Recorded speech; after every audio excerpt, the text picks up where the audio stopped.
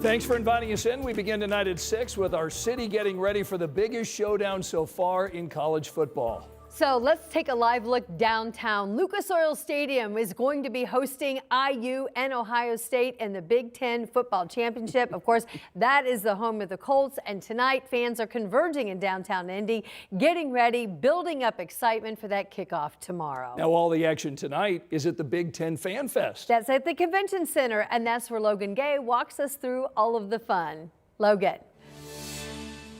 Hey, Ann. Hey, Scott. Can you see me?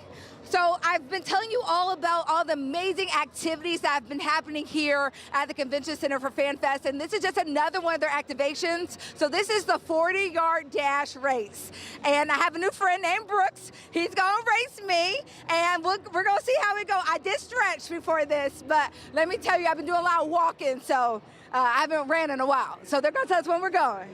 All right, we'll see how fast we are. That's what the whole goal is. Ready, set, go.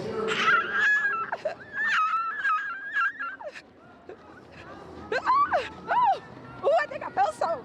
Oh, Jesus. Good job. Thank you. All right. I will. All right, guys, so I made it. So if you do this, you get to see how fast you are. So mine was a 7.0. Brooks, you did great. 6.1. You hard to keep up with. Thank you for racing me. So Brooks, you are an IU fan. Your Aunt Abby is an IU alumni. Tell me about, like, you're not going to the game, but you're here. Why was it important for you to be here today? Just the experience of like being here and doing all the fun games, and it's just the experience. What was your favorite part? Probably this so far. You did so good, so good. So what's next? What are you gonna do next? I'm probably gonna go over there and do the basketball thing, and then probably the catch, and I don't know what else. All right. Last question is, what do you love about IU? Fernando Mendoza. Nice. All right. Well, thank you so much, Brooks. Good job. All right. So you guys, I am still trying to catch my breath, and I'm going to find something to drink. They do have free refreshments here, some Dr. Pepper, so I'm going to go try to find that. But again, if you come out, you'll have a great time. If you are a child like Brooks, if you wear your jersey today, you get in for free.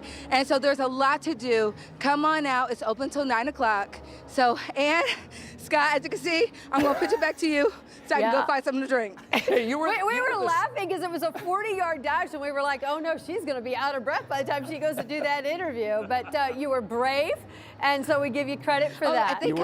You were second fastest tonight, Logan. Just tell your friends that, okay? I'm sorry, we might be having some technical difficulties. Okay.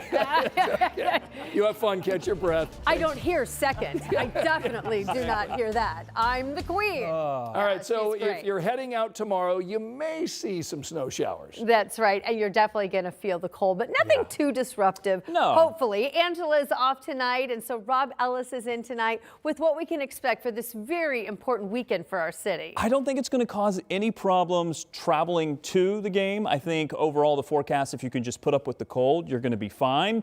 Once we get through the game and into Sunday, that's when we may start to see some changes. But let's talk about just until we get to that point. The game forecast looks great. More clouds than anything else. Temperatures in the 30s, maybe actually a little bit warmer than where we are right now. So if anything, we could see the temperatures rise just a bit. Again, cloudy skies expected. I think we're going to see temperatures currently drop a bit more before they start to rebound. So currently we're at 29. I think we'll be warmer than that for tomorrow. The temperature is expected to drop through the rest of the day today into the 20s during the overnight, and overnight lows right around 23. Cloudy skies. Chance for snow arrives on Sunday. I'll show you that coming up. All right, thanks so much. Looking ahead to next week, that's when the Indiana Senate is set to take up redistricting after the House passed a new map earlier today at the State House. Yeah, the vote was 57-41 with a dozen Republicans voting against this redistricting bill. Our State House reporter Emily Longnecker was there for the vote and the discussion before it. Emily?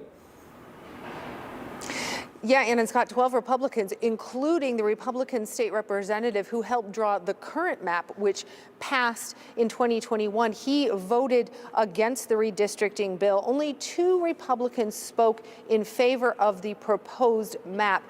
The bill's author, Republican State Representative Ben Smaltz, and House Speaker Todd Houston. Houston called the redistricting debate difficult and challenging, later saying he appreciated the arguments made by his colleagues across the aisle. Houston said Republicans had done everything they could to make sure the new map would pass any constitutional challenges to it. Again, nationally, this has not been, we don't operate in a vacuum, and states are doing this all across the country, red and blue states, and we felt like it was important for us to be a part of that and to make sure that, we used every tool we could to support a strong Republican majority. Democrats spent more than 3 hours trying to convince their Republican colleagues that voting for redistricting and the new map was not the right choice. They argued the proposed map split up communities of interest and weakened the vote for black and brown voters, especially in Marion County. House Minority Leader Phil Giaquina questioned the precedent set by redistricting mid-cycle.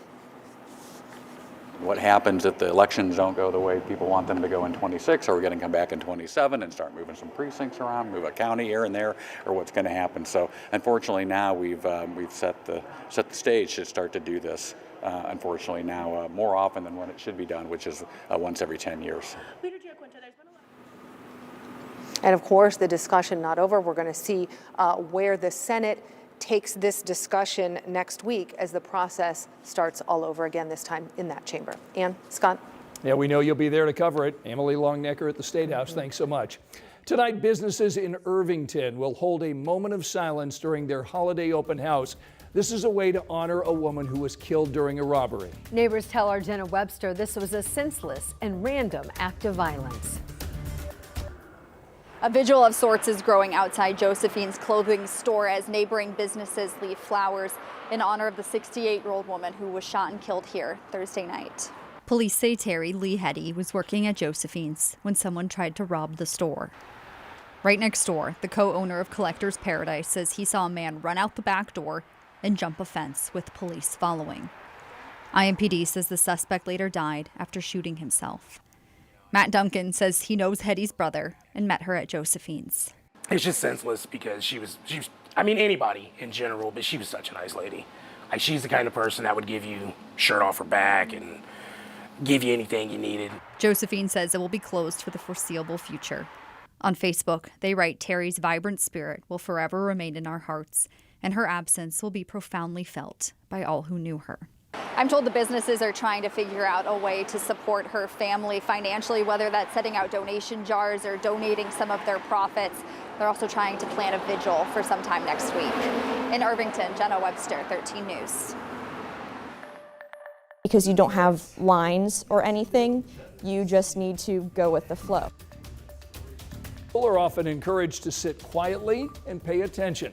Tonight we'll be showing you how one class here in Indianapolis proves a little drama is a good thing. Rob? And we're expecting the chill that's in the air to stay with us all the way through the entire weekend. If you have plans to travel, though, you're going to want to pay attention to Sunday. I'll show you that forecast coming up.